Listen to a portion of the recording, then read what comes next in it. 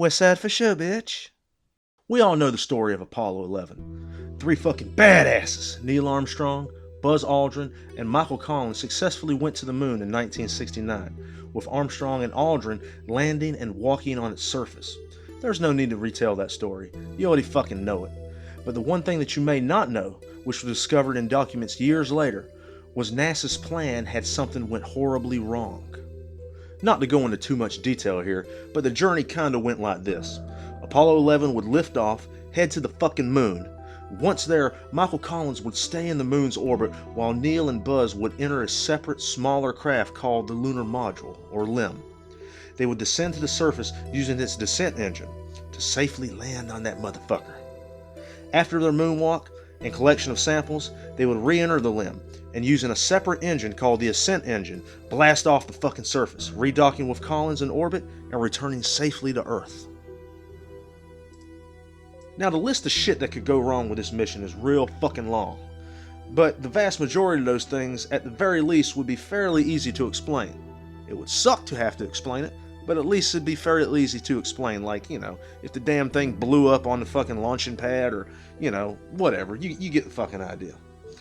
But amongst all those possibilities of disaster, there was one very real scenario that could happen that warranted NASA to come up with a plan ahead of time just in case it happened. Now when I say it was a real possibility that this could happen, I really mean that.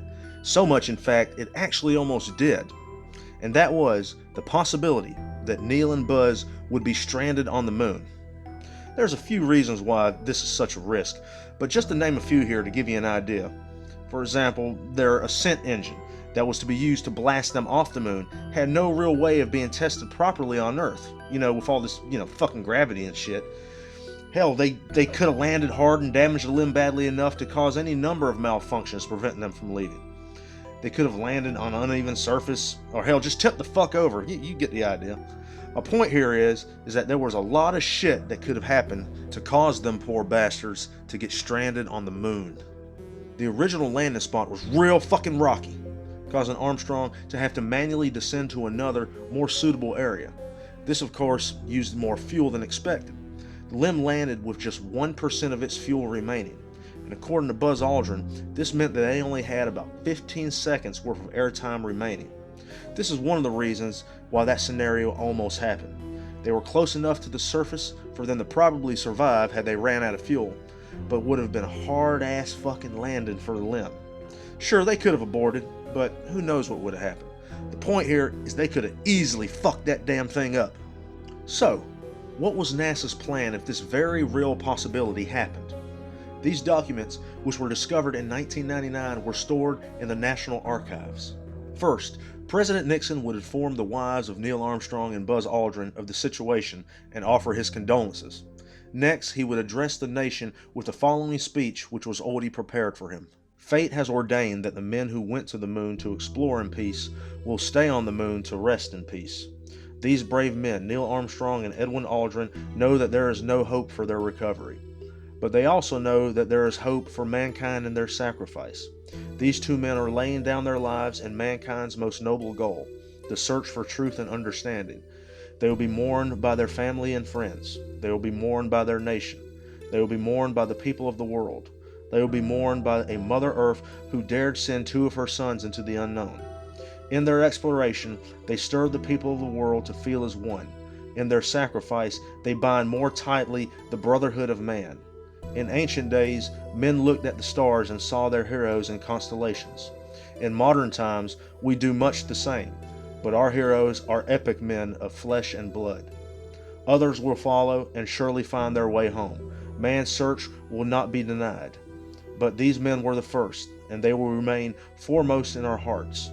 For every human being who looks up at the moon in the nights to come will know that there is some corner of the world is forever mankind.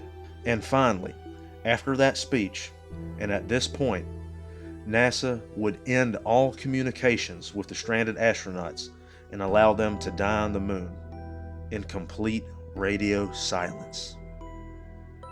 Goddamn, that's some eerie fucked up shit.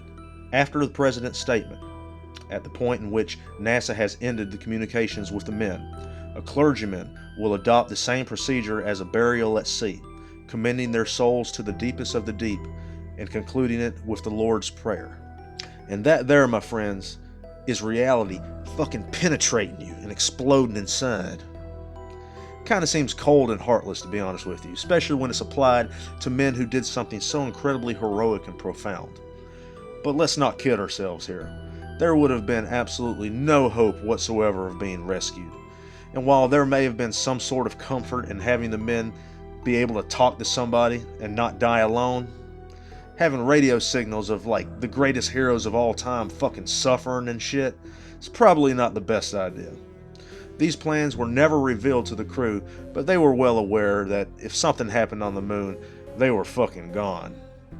I mean, you know, they weren't fucking idiots. Michael Collins would then return to Earth, and that would be that.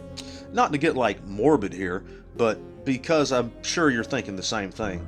How would they have actually died had this happened? If they chose to live for as long as they could, they'd obviously eventually run out of oxygen and fucking suffocate.